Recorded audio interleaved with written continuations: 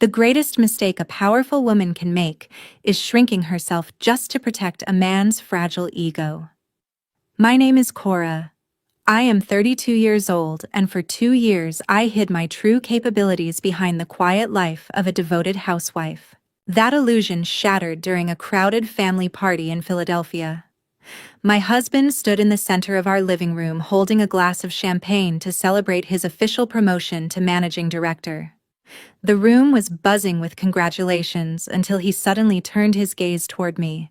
He looked me dead in the eye and delivered the words meant to humiliate me. "You've lived off me for 2 years," he announced loudly. "Besides cooking, you're completely useless. You can't even give me a child." Before the echo of his insult could fade, his mother stepped forward. She coldly slid a prepared set of divorce papers across the glass coffee table. "Sign here," she demanded. "Now that my son is an executive, you are simply no longer good enough for him." I didn't scream or break down in tears the way they clearly expected me to. I felt a sudden absolute clarity. I calmly picked up a pen and signed my name at the bottom of the page without reading a single line. I turned my back and walked out the door, leaving them to their arrogant gloating. They thought they had discarded a useless housewife without realizing they just declared war on the person secretly controlling their entire livelihood. If you want to see the devastating reality check waiting for him at the office tomorrow morning, leave a comment below. We have many more satisfying stories waiting for you, so make sure you subscribe to Revenge Mode right now to never miss a moment of karma. Let's keep this journey going. The suffocating atmosphere of the living room was quickly left behind the slammed door. I walked straight down the hallway toward the master bedroom without looking back at the celebration. I pulled a small canvas suitcase from the closet and began packing with absolute precision. I only took the cheap cotton shirts, faded jeans, and unbranded shoes I had worn over the past 2 years to maintain my cover. I deliberately left behind everything else. I left the custom Italian leather sofa in the den, the imported espresso machine on the kitchen counter, and the hidden collection of expensive watches inside the bottom drawer. I had purchased all those items using anonymous accounts to ensure they lived comfortably without questioning my background. Now they could keep the furniture, but they would completely lose the financial foundation it rested on. I zipped the bag shut, walked out the front door into the cool night air, and ordered a cab. Sitting in the back seat of the taxi navigating through Philadelphia, I watched the city lights blur past the window. The silence inside the car gave me time to review the decision that brought me here. I am the sole heir to one of the largest pharmaceutical conglomerates on the East Coast. My entire life was defined by boardrooms and people who only saw the dollar signs attached to my last name. 2 years ago, I chose to step away from that reality. I moved into an average suburban house and hid my massive wealth behind the facade of a quiet housewife. I wanted to verify if it was possible to experience a selfless love built on mutual respect rather than financial dependency. I gave him my time and complete loyalty to see who he truly was when he thought he held all the power. The test was officially over. I pulled my phone from my pocket and dialed a secure number. The line clicked open. I spoke directly to my lawyer, Franklin. I informed him that the domestic experiment had concluded permanently. I instructed him to immediately reactivate my executive clearance at the conglomerate. I told him to prepare the legal frameworks for a swift corporate intervention and notify the core board members that my sabbatical was finished. Franklin did not ask any unnecessary questions. He simply acknowledged the directives and promised that all digital protocols would be operational within the hour. I hung up the phone, feeling the final traces of the submissive persona dissolve. The taxi stopped in front of a guarded residential tower in downtown Philadelphia. I paid the driver and walked through the reinforced glass doors. The concierge recognized me, instantly escorting me to the private elevator. The doors opened directly into my personal penthouse. The space was vast, minimalist, and equipped with the highest grade of digital security. I walked into the master suite and dropped the canvas bag on the floor. I stripped off the unremarkable cotton clothes. I walked into the closet and pulled out a tailored executive business suit. Buttoning the blazer, I looked in the mirror. The woman staring back was no longer a domestic servant waiting for validation. She was a corporate apex predator returning to her territory. I walked into the home office and sat behind the steel desk. I booted up the private server and logged into the internal executive system using my master credentials. The screen illuminated the room, displaying the financial architecture I controlled as the largest shareholder. Over the past 2 years, I had secretly orchestrated his entire career trajectory. I was the invisible hand approving the strategic investment decisions that favored his division. I quietly allocated surplus budgets to his projects. I directly routed our most lucrative corporate clients to his department to ensure his sales metrics always looked flawless. I pushed him up the corporate ladder rung by rung, letting him believe his promotion was the result of his own brilliance. Without a second of hesitation, I executed a series of system overrides. I revoked every single one of those hidden privileges. I severed the strategic budget flows feeding his department and canceled the pending client transfers scheduled for his portfolio.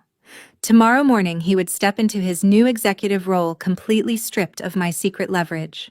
He would finally have to stand on his own 2 feet, and I knew exactly how fast he would collapse. At 8:30 that evening, I initiated a secure video conference from the terminal on my desk. The screen split into 2 separate feeds as the senior executives connected to the encrypted line. I looked at the HR director, Mark, and the head of legal, Sarah.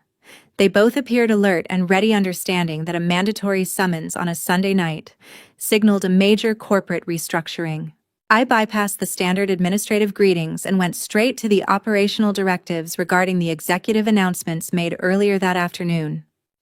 I looked straight into the screen and ordered, immediately suspend Ian's appointment as managing director. Revoke all his system access rights. Mark did not hesitate or ask for clarification regarding the sudden reversal. He typed rapidly on his keyboard to access the master employee database. I watched the live administrative feed on my secondary monitor as he navigated to the executive roster. He located the specific employment profile and initiated the override protocols. Mark changed the employment status designation from active to pending internal investigation with a few quick keystrokes. He then executed a network command that severed the connection between the central server and any devices registered under that specific profile. The corporate email account was instantly disabled. Any ongoing data synchronization with mobile phones or remote laptops halted permanently. The digital isolation was absolute and irreversible without my direct authorization. I then turned my attention to the financial exposure and instructed Sarah to coordinate with the corporate treasury department. I ordered the finance team to lock the corporate credit card issued for the new director position. They needed to freeze every single expense account and travel budget linked to his name. This financial blockade was a necessary precaution to prevent any unauthorized fund siphoning or retaliatory spending before the termination became public knowledge. The Treasury team executed the freeze within minutes. They effectively severed his ability to spend a single cent of the conglomerate's money. All pending transactions were flagged for manual review, and the automated reimbursement systems were taken offline for his profile. Franklin sat across from me in the penthouse office, quietly monitoring the security feeds on his tablet. He had already coordinated with the facility management team at the main headquarters. Franklin nodded and confirmed. The building security system has also received the order. Tomorrow morning, his keycard will be deactivated right at the turnstiles. The physical perimeter was now just as impenetrable as the digital network. The security guards at the front desk were updated with the new access protocols, ensuring that no unauthorized entry could occur under the guise of an executive badge. The trap was set perfectly, waiting for the target to walk into it at the start of the standard business day. The final phase of the evening involved preparing the evidentiary documentation to justify the sudden termination and potential legal action. I drafted an urgent directive to the internal audit department. I ordered the lead auditors to mobilize their teams and work overnight to scrutinize the division's financial records. They were instructed to review every single financial report, expense claim and distribution contract signed directly by him over the past 12 months. I wanted a comprehensive forensic analysis of the revenue streams and vendor agreements.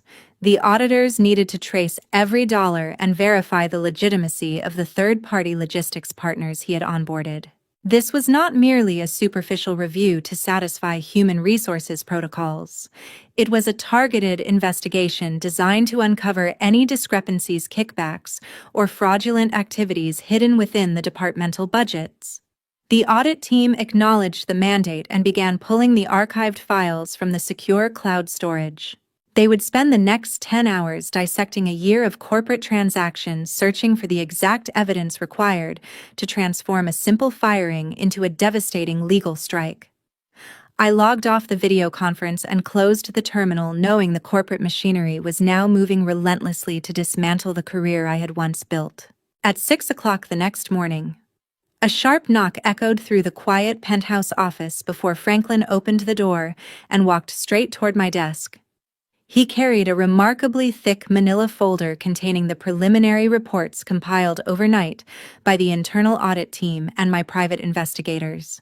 He placed the heavy document directly in front of me and stepped back, allowing me to review the gathered intelligence in silence. I opened the cover and immediately started examining the first section of the financial audit. The printed spreadsheets detailed a systematic and calculated drain on our joint checking account over the past 12 months.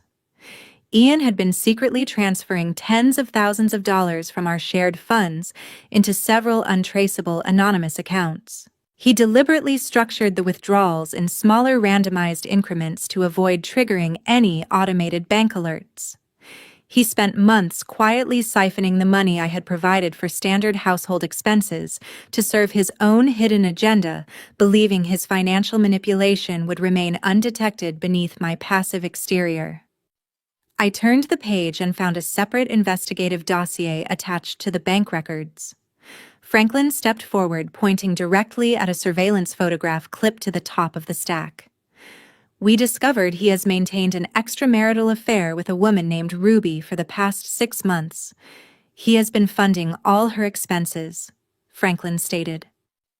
I picked up the photographs and examined the timeline of his deception. The images captured them dining at exclusive restaurants, walking out of luxury boutiques, and entering a high-end apartment complex located on the other side of the city. The corresponding financial records proved he was paying her monthly rent and funding her lavish lifestyle using the exact money he stole from our joint account. I looked at the attached credit card receipts detailing transactions for designer handbags, diamond jewelry, and expensive weekend getaways. A cold, mechanical realization set in as I connected the dates on the receipts to his aggressive behavior at home. He had been purchasing luxury goods for his young mistress while simultaneously standing in our living room, looking down on me and insulting me for being a useless freeloader. He built his entire arrogant persona and funded his secret life using my financial resources, all while treating me like a burden. I did not feel heartbreak or betrayal as I reviewed the photographic evidence. I only felt a sharp, calculating drive to dismantle every single comfort he thought he possessed. The house he currently occupied with his mother was the next logical target in the sequence of asset recovery. I gathered the photographs, the bank statements, and the audit spreadsheets, aligning the edges perfectly before placing them back inside the manila folder. I closed the folder and coldly commanded, "Prepare the real estate documents. I bought that house 100% with cash. Revoke his right of residency today." Franklin nodded instantly, understanding the aggressive trajectory of the legal strategy. He pulled his laptop from his briefcase and began drafting the civil lawsuit right at my desk. Because I had transferred the entire purchase amount directly from my private trust, before allowing him to put his name on the deed, the legal ownership remained heavily in my favor. Franklin utilized a specific clause in the local property laws regarding financial fraud to initiate an emergency repossession protocol. He prepared the injunction to file with the municipal court the moment the presiding judge arrived at the chambers. The legal maneuver was designed to be swift and absolute. Franklin finalized the petition for an immediate eviction order, citing the documented financial fraud and breach of fiduciary duty as the primary grounds for the emergency mandate. The goal was to secure a court-approved lockout before Ian even comprehended that his corporate career was already over.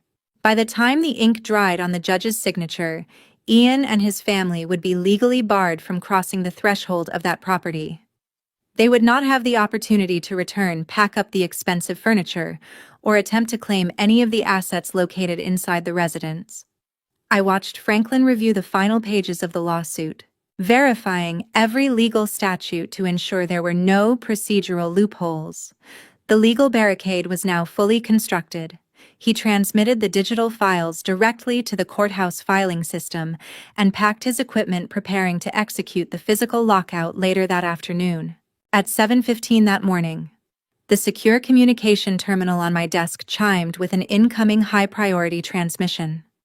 The internal audit team had completed their forensic analysis after working relentlessly through the night. The notification light flashed steadily, indicating an urgent executive summary. I opened the encrypted network interface and downloaded the attached digital files. The documents were heavily redacted and saturated with bright red highlights pointing directly to severe operational anomalies within the pharmaceutical distribution phase. The auditors had successfully breached the protected departmental drives and extracted the raw procurement data. I expanded the spreadsheets across my dual monitors and began analyzing the flagged transactions. The data revealed a deliberate, highly sophisticated pattern of corporate sabotage engineered entirely by Ian. He had systematically forged the quarterly revenue reports to artificially inflate his departmental performance metrics. Beyond the manipulated spreadsheets, the raw data exposed a concrete theft mechanism. Ian had actively signed off on fake delivery records authorizing massive shipments of our high-yield medical inventory to fictitious shell companies. He exploited his newly acquired administrative clearance to bypass the standard compliance checks and register ghost vendors into the corporate procurement system. He generated fake invoices for these phantom deliveries, effectively pocketing the massive distribution commissions and funneling the corporate capital into his own hidden accounts. The video conference feed connected automatically, displaying the head of audit, David. He sat in the main headquarters conference room surrounded by stacks of printed ledgers, looking exhausted but entirely resolute. He adjusted his microphone and looked directly into the camera lens to deliver his final assessment. Madam Chairman, he has embezzled corporate funds continuously over the past 3 quarters. This behavior provides sufficient grounds for criminal prosecution. David reported through the screen. I minimized the video feed slightly and pulled up the personal financial dossier Franklin had delivered an hour earlier. I placed the corporate audit spreadsheets directly beside the private banking records. I began cross-referencing the dates and the exact monetary values. The numbers aligned perfectly. The illicit commission payouts extracted from the shell companies matched the precise cash flow Ian utilized to maintain his newly acquired luxurious lifestyle.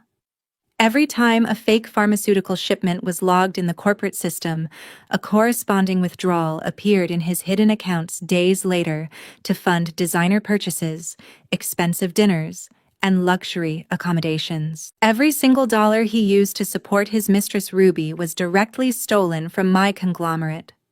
He did not merely betray our marriage, he methodically robbed the infrastructure I had built. This definitive proof highlighted his complete corruption from the inside out. I immediately contacted Sarah at the legal department using the secure administrative channel. I ordered her team to compile the raw data without delay. I instructed them to package the forged revenue reports, the fake delivery manifests, and the shell company routing numbers into a comprehensive legal dossier. They needed to draft a formal whistleblower complaint and immediately dispatch a certified copy of this fraudulent documentation to the Federal Economic Investigation Agency. Initiating a formal criminal probe would permanently freeze his professional credentials and cut off any potential escape routes. He would not be able to resign, quietly negotiate a severance package, or ever secure another corporate position in the entire industry. The legal barricade was now absolute. The preparations were completely finalized. I had dismantled his financial access, secured my real estate, and guaranteed his imminent criminal prosecution. I picked up my porcelain coffee cup and took a slow, deliberate sip. I turned my attention away from the glowing monitors and looked across the desk.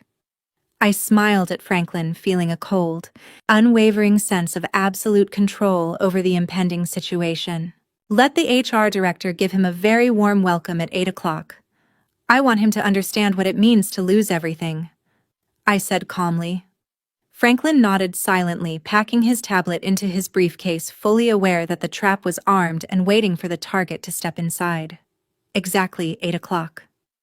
The atmosphere inside the executive managing office was thick with an unusual, heavy tension. Ian strode confidently into the main lobby of the pharmaceutical conglomerate.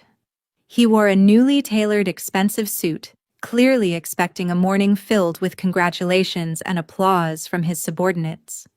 He walked past the reception desk without looking at the staff and headed directly toward the executive elevators. He raised his hand and swiped his keycard against the security scanner. Instead of the usual chime and the glass gates opening, the system emitted a harsh error tone. A solid red light flashed on the scanner panel. Frowning, he forcefully swiped the card a second time, then a third. The gates remained firmly locked and the red light continued to blink, signaling a complete access denial. Dozens of employees arriving for their morning shifts began to slow down, watching the newly appointed executive struggle at the entry point. The glass door of the ground floor conference room pushed open. Mark, the HR director, walked out into the lobby. He was flanked by two large security guards dressed in black tactical uniforms. Mark carried an empty cardboard box under his left arm and held a formal document stamped with a red corporate seal in his right hand. He stopped directly in front of the locked security gates, looking at Ian through the thick glass barrier. The lobby went completely silent. The murmurs from the observing employees ceased as everyone recognized the standard corporate execution protocol. Mark did not offer a polite greeting or ask Ian to step into a private room. He raised the document and began reading the official termination order in a clear, projecting voice that echoed across the marble floor. Mark stated that Ian was stripped of his newly appointed managing director title and terminated from the conglomerate effective immediately. He cited severe document fraud and the systematic embezzlement of corporate funds as the indisputable grounds for the immediate dismissal. The surrounding employees gasped quietly, exchanging shocked glances as the accusations of financial crimes were laid bare in the middle of the main lobby. Ian stood frozen for a fraction of a second before his face flushed bright red with sudden, uncontrollable rage. He slammed his fist against the security gate, glaring at the HR director and the guards. "You are all crazy. I was just promoted. Call the chairman of the conglomerate out here for me immediately." Ian yelled, his voice cracking with desperation and fury. Mark did not flinch at the outburst. He calmly flipped the termination letter over, pressing the back of the document against the glass gate so the authorized signature was fully visible. "The person who signed this termination decision is the chairman of the conglomerate, and she asks if you recognize your wife's signature," Mark replied evenly. Before Ian could process the words, the massive LED presentation screen mounted on the main lobby wall suddenly flickered to life. The standard corporate promotional video vanished. It was replaced by a live video feed originating from the high-level executive boardroom located on the top floor of the building. I was sitting at the head of the dark mahogany table wearing a sharp business suit, looking down directly into the camera lens. The entire lobby turned to look at the massive broadcast. Ian slowly rotated his head, following the collective gaze of his former subordinates. He looked up at the towering screen. He stared at my face, magnified above him. The blood drained completely from his face, leaving him pale and trembling. His legs gave out, causing him to stumble backward and lean heavily against the security scanner for physical support. The arrogant posture he carried into the building evaporated entirely. The realization struck him with physical force.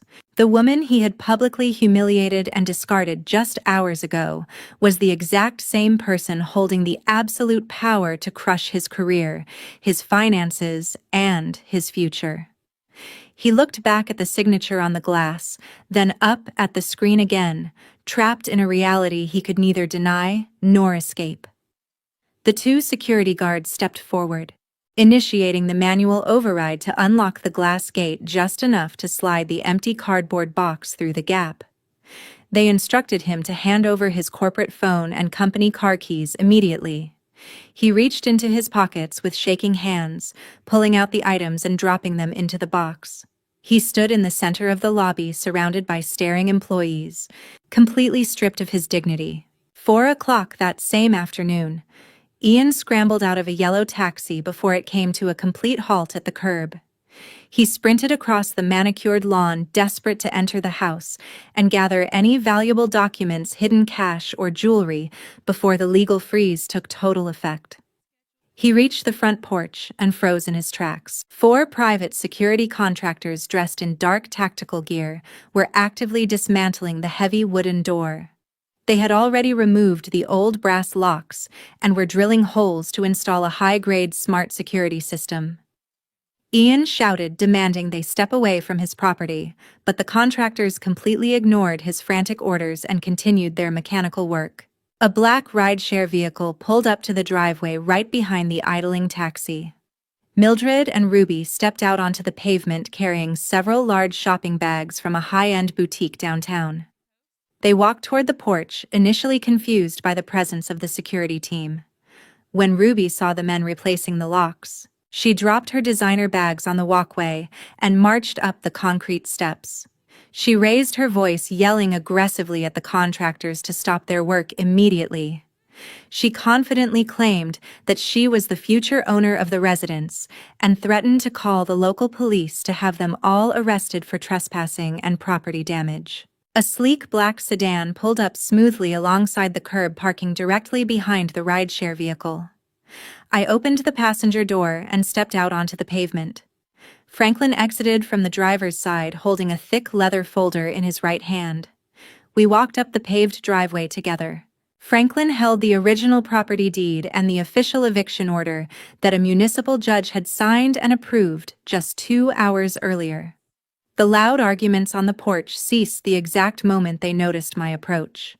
Ian looked at me, his eyes wide with a mixture of terror and lingering anger. Mildred stared in absolute shock, unable to comprehend my sudden transformation from a quiet housewife into a commanding executive. I stopped at the base of the porch steps. I took the legal folder from Franklin's hand and tossed it directly onto the grass at their feet. The thick document spilled out clearly, displaying the bright red court seals and the bold text of the eviction mandate. I looked at them coldly and stated, "This house was purchased entirely with my personal funds. You have exactly 10 minutes to pack your personal belongings and get out of here." Ian stared down at the eviction notice, finally realizing that his financial destruction was absolute and inescapable. He had no bank access, no job, and now no shelter. Desperate and panicking, he turned toward Ruby. He reached out and grabbed her arm, pleading with her to help him secure a temporary apartment using the cash he had given her over the past few months. He rapidly explained the corporate termination and the impending criminal charges for embezzlement, begging her for a lifeline. Ruby listened to his frantic confession in stunned silence. She looked at his ruined suit, his panicked face, and the legal documents scattered on the lawn. The realization hit her instantly. The wealthy executive she had secured was now a massive liability. Ruby yanked her arm away from Ian's grip, stepping back with a look of pure disgust on her face. She sneered, "Do you think I would stay with a penniless guy who is about to go to prison? Wake up!" Ruby turned on her heel, picked up her shopping bags, and walked rapidly down the street without looking back. Ian lunged forward to stop her, but Mildred grabbed his shoulder, screaming at him for losing everything and destroying their lives for a mistress who just abandoned them. Ian spun around and screamed back at his mother, blaming her for encouraging his arrogance and pushing the divorce. They stood on the sidewalk, viciously tearing each other apart with insults and accusations. The facade of their perfect family shattered completely in front of the entire neighborhood. I did not stay to watch the rest of the pathetic argument. I turned my back on them, walked down the driveway, and got into the sedan. I pulled the heavy car door shut, severing my connection to these terrible people forever. 6 months later, the legal proceedings concluded with remarkable efficiency. The family court finalized the divorce paperwork without a single complication. Because Franklin presented undeniable evidence of his severe prenuptial agreement violations and the ongoing federal economic lawsuits, the judge completely stripped Ian of any right to divide our marital assets. He attempted to contest the rulings during the final hearing, but the overwhelming documentary evidence left his legal counsel completely paralyzed. The gavel fell, and the marriage was officially dissolved. He walked out of the courtroom with absolutely nothing to his name. The detailed records of his corporate fraud and blatant embezzlement spread rapidly throughout the professional business networks. The pharmaceutical industry is tightly connected, and background checks are rigorous. The practical consequence of his actions became immediately apparent. Not a single reputable company was willing to hire an executive entangled in a massive ethical and legal scandal. His professional reputation was permanently destroyed. Stripped of his corporate identity and facing mounting legal restitution orders, he was forced into the only sector that did not require a pristine background check. He currently works grueling shifts performing heavy manual labor at a suburban logistics warehouse just to make minimum payments on his court-ordered financial penalties. He spends his days loading cargo onto freight trucks supervised by managers who demand strict operational quotas. The daily physical exhaustion is a stark contrast to the luxurious corner office he briefly occupied. The collateral damage of his arrogance extended directly to his mother. Without the steady financial support from her son, Mildred could no longer maintain her comfortable lifestyle. Facing the immediate threat of bank foreclosure and desperate to cover Ian's incredibly expensive criminal defense attorney fees, she was forced to sell her old house at a significant loss. She liquidated her remaining assets and relocated. She now rents a small, dilapidated apartment on the far outskirts of the city, living entirely isolated from the social circles she once prided herself on. She spends her days counting pennies and regretting the exact moment she slid those divorce papers across the table. The young mistress who helped trigger this collapse did not stay to share the burden. Ruby quickly realized that the financial pipeline was permanently severed. She meticulously gathered every piece of expensive designer jewelry and luxury accessory Ian had purchased for her using stolen funds. She pawned the Cartier pieces for cash to fund her next venture, moving on to find another naive target to manipulate. She packed her bags and vanished entirely without leaving a single trace or forwarding address. Her sudden disappearance left Ian completely alone, bearing the crushing weight of a massive credit card debt that he possesses absolutely no ability to repay. As for me, I completely abandoned that chapter of my past. I directed my entire focus toward exercising my executive authority over the pharmaceutical conglomerate. Without the dead weight of a toxic marriage pulling my attention away from the boardroom, my strategic vision sharpened. Over the last 2 quarters, I orchestrated and executed 2 major corporate mergers, significantly expanding our distribution network across the coast. I established a new corporate governance board to ensure total transparency moving forward. The internal restructuring eliminated the corrupt elements he had introduced. Consequently, I guided the company to achieve record-breaking revenue figures for the upcoming fiscal year. The most valuable lesson I extracted from this experience is that financial independence and absolute self-control serve as a woman's strongest armor. Choosing to sacrifice your own ambitions and deliberately hiding your true capabilities to protect someone else's ego will never secure loyalty. It only breeds arrogant, delusional individuals who mistake your quiet grace for weakness. In the harsh reality of the real world, deceit, calculated embezzlement, and the ruthless exploitation of others are never sustainable strategies.